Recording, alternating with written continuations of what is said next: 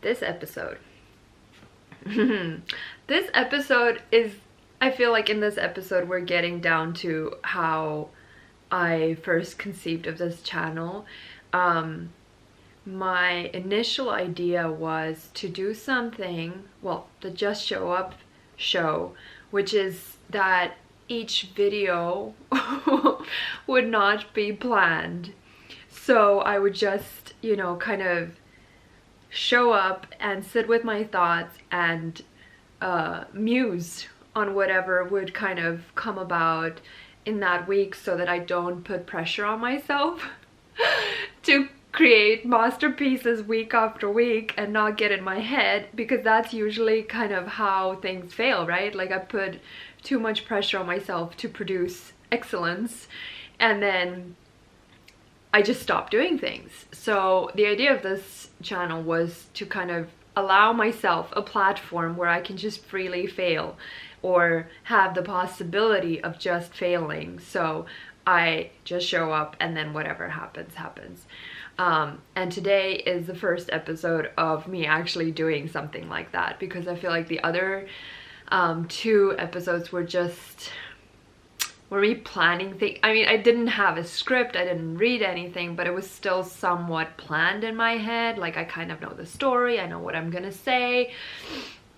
But now as you can see from my face,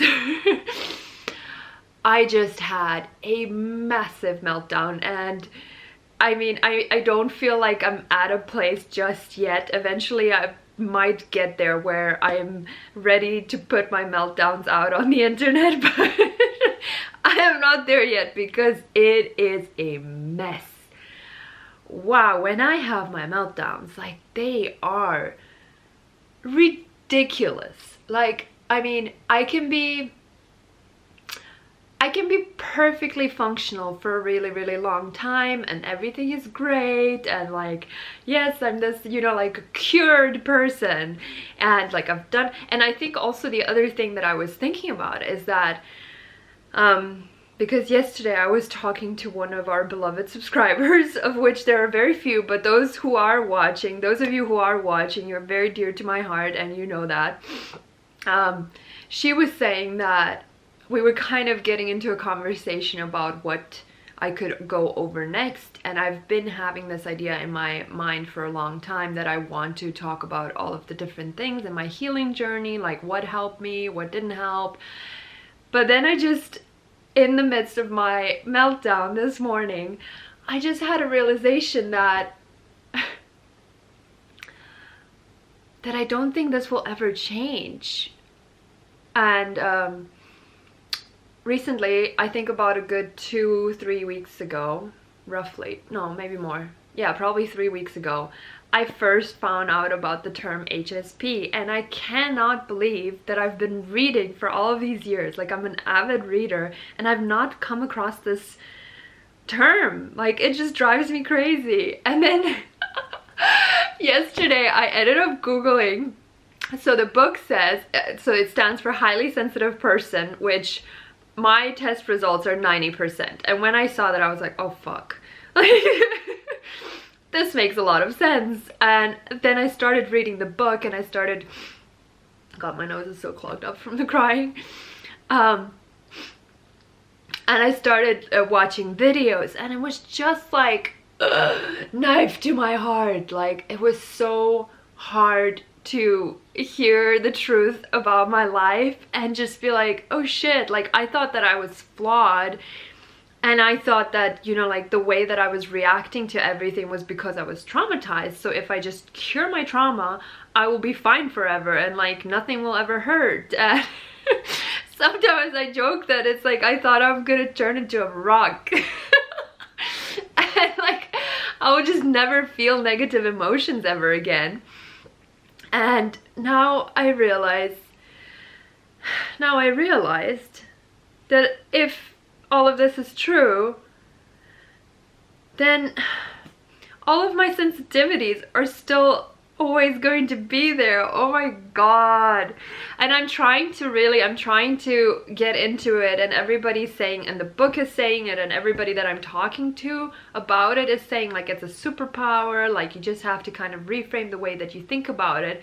But then, so 20% of the population is HSP, which is a relatively high number, because yesterday I went to Google and I asked Google what's the percentage of the population that is gay, and like, we know about gay people and gay rights and all of that jazz, and the percentage is smaller. Like, I mean, there's disputes about what the percentage is. It's somewhere between, let's say, whatever, 4% and 10%, like depending on who you ask.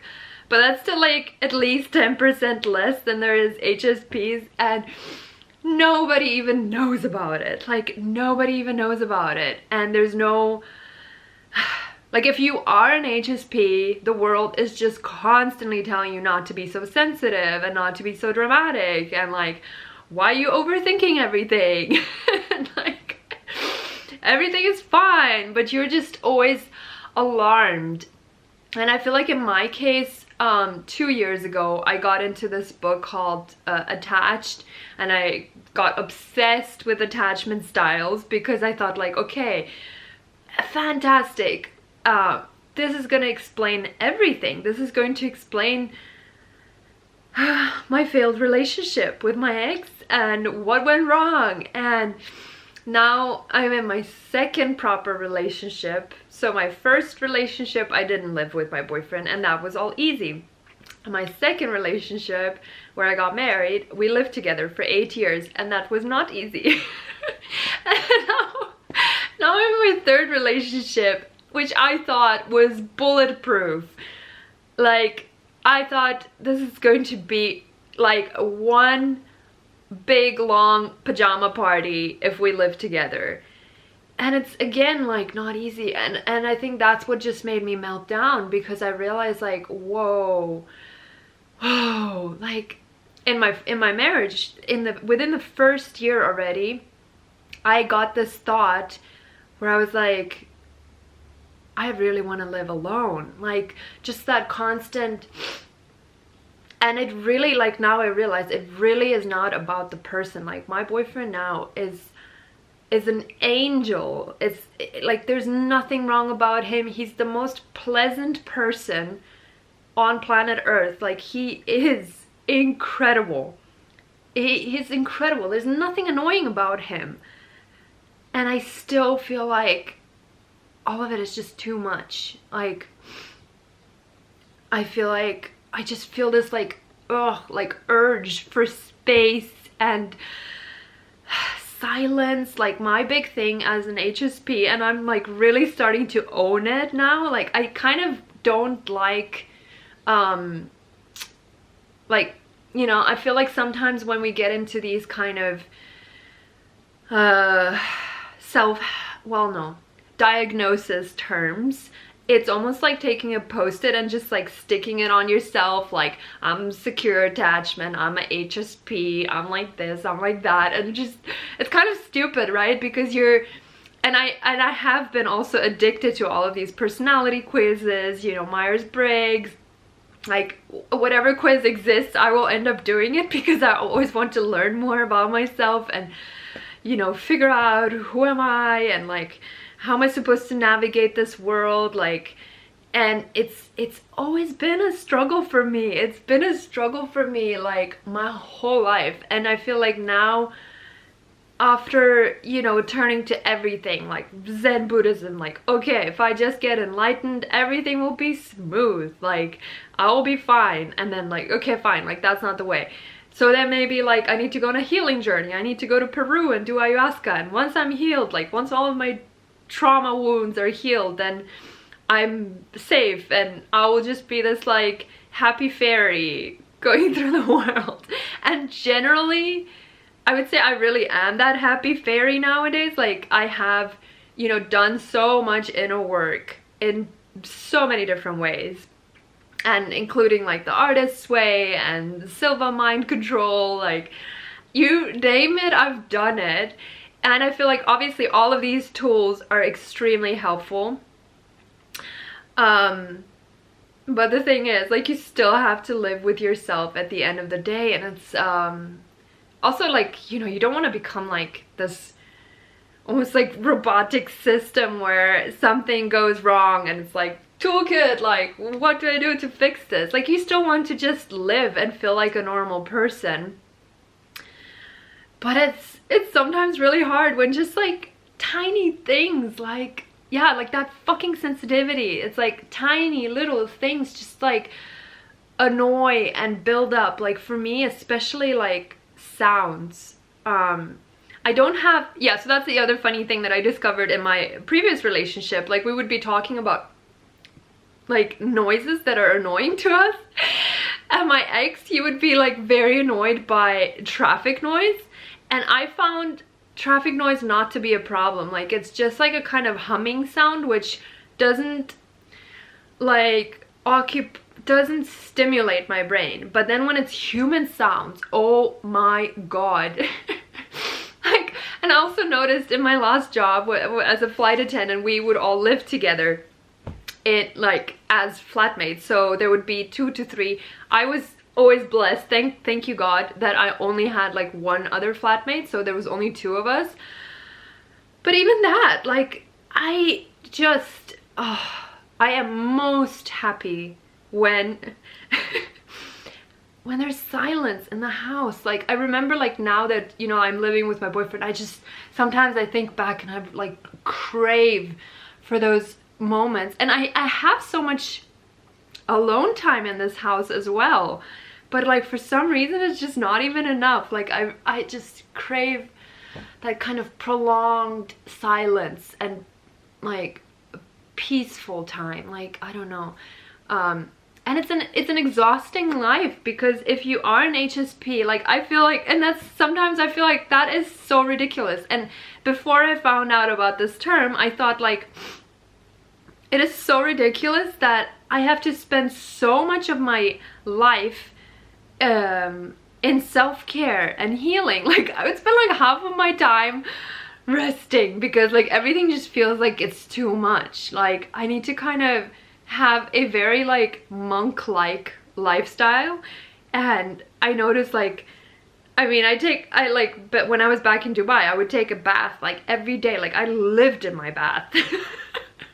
I would be in my bath for like 3 hours and just read. And that's the other thing, like from the list of HSP symptoms, or like whatever you want to call it, like reading was always an obsession of mine. Like I mean, I'm just happiest if I imagine like I never have to work ever again. Like obviously I'll still want to be with people, but I just imagine like some kind of like a perfect beautiful couch with like velvet. So that's the other thing, like I have this like, I used to call myself like Miss Comfort, because I'm really kind of sensual and I like everything to be comfortable.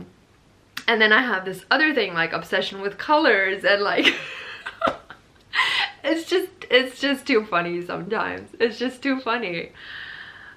Like I also like want to design my space in a particular way, and sometimes it feels like, God, I'm like so controlling, but at the same time it feels like I really have to be. I have to be this controlling, and I have to somehow protect myself, because, and that's where also like the guilt comes into it. It's like I want to do everything because I'm like so conscientious and so aware of other people, and I want everyone to be comfortable, and like I don't want to, you know, create drama or like be an annoyance to other people. And especially like when it's other people are like 80% of the population who doesn't understand my experience in this world at all. Like if I explain this to people who are not like this, they're just like, what? Like, what is this? And it does feel like, it does definitely feel like when you're living in a world that's not built for your needs, and it just feels like a struggle. And I feel like now that I have gotten this theory, you know, this wonderful book that is explaining this as a trait, like as something that is not like a temporary thing. It's like literally how you are genetically wired. Like you pretty much can't do anything about it. And it's not a mental illness, which for most of my life I thought. I was like, I remember in high school I would just go to the library and go and like pick up this book of like mental disorders and go down the book and like flip the pages and like read the descriptions, and I fucking identified with like almost all of it. And I was like, that's crazy. Like maybe not to like a full, so that was the other thing. Like I would go through it and I'd be like, okay, like I identify with like parts of all of them, but nothing really kind of stands out as like that's me. Like sometimes it would be like maybe like 85%, like okay, this could be my condition, but nothing ever really like fully clicked until I started watching these videos, and I'm like, oh god, that's me.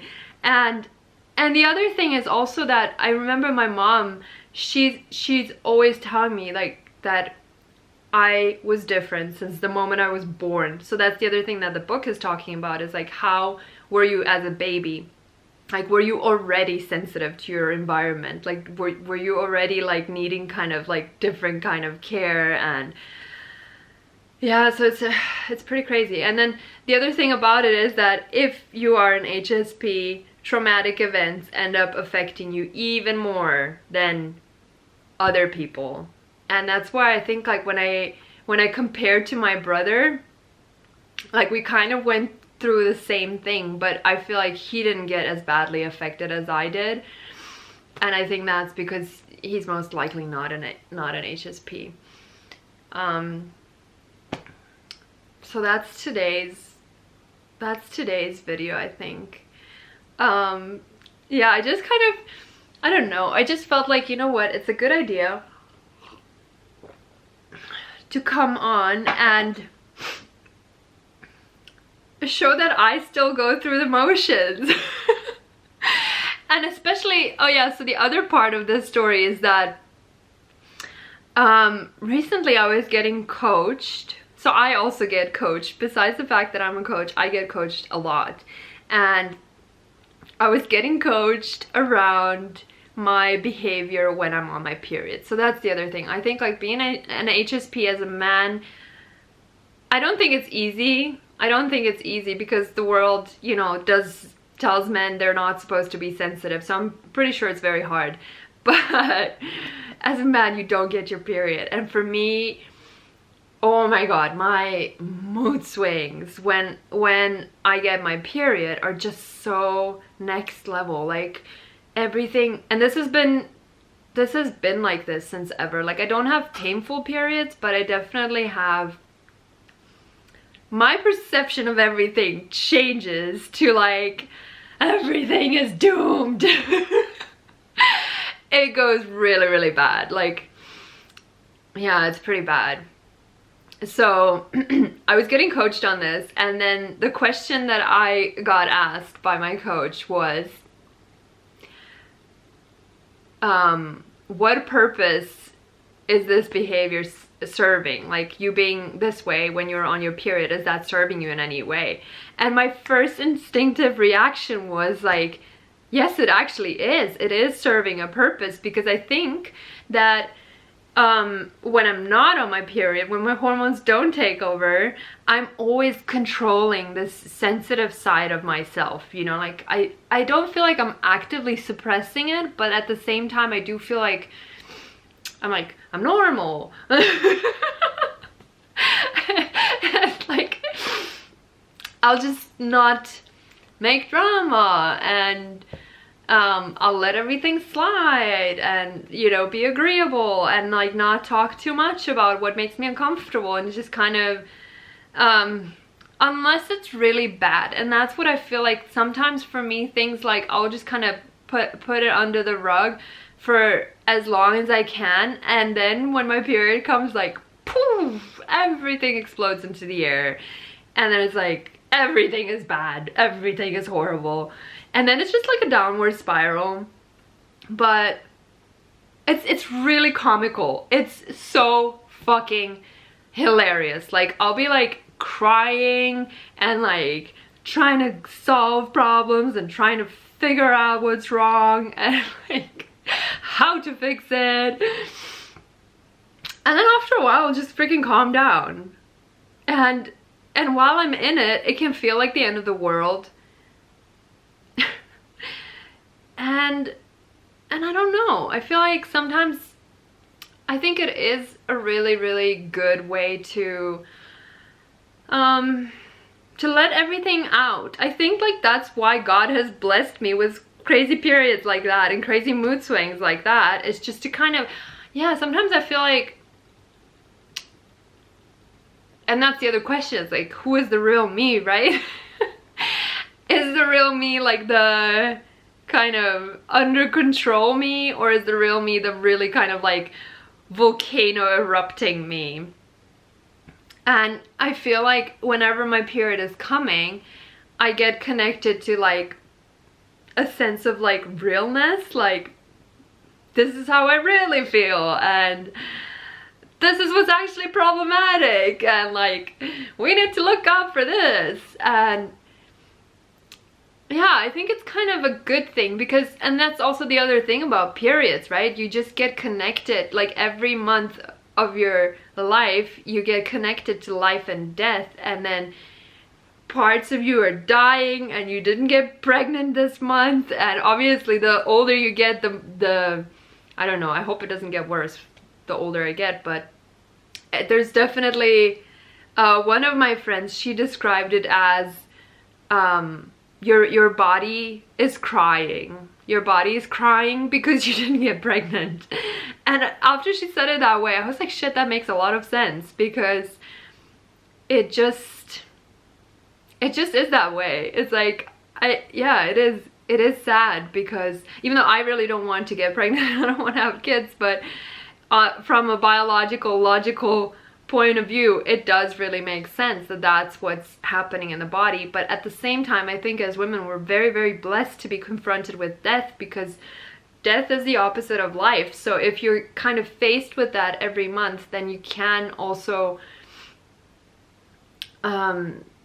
like purge everything out of your system and get aligned with what it is that you really want to be doing, and like what's important, what's not important, like kind of let's reassess where we're going, and like is every, yeah, I feel like actually this period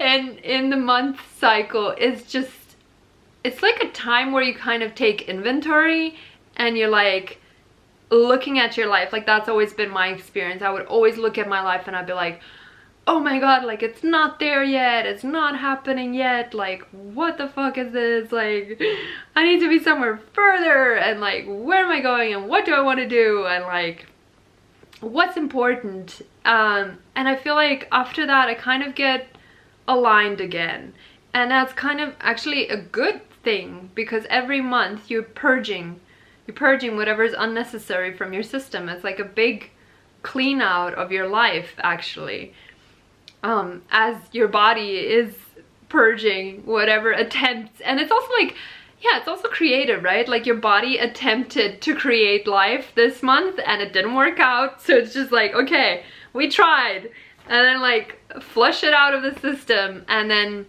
in your life you're kind of doing the same thing, right? Like every month you kind of, I mean, at least I am always trying to create something, and then there are some miscarriages along the way. So we just flush everything that didn't work out, and whatever's not serving is going away, and we're trying to kind of leave ourselves only with whatever is serving. So yeah.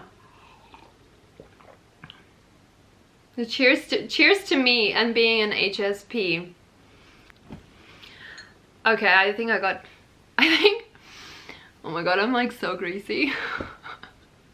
Disgusting. Okay, so this was a real episode of the Just Show Up show. This is how it goes down.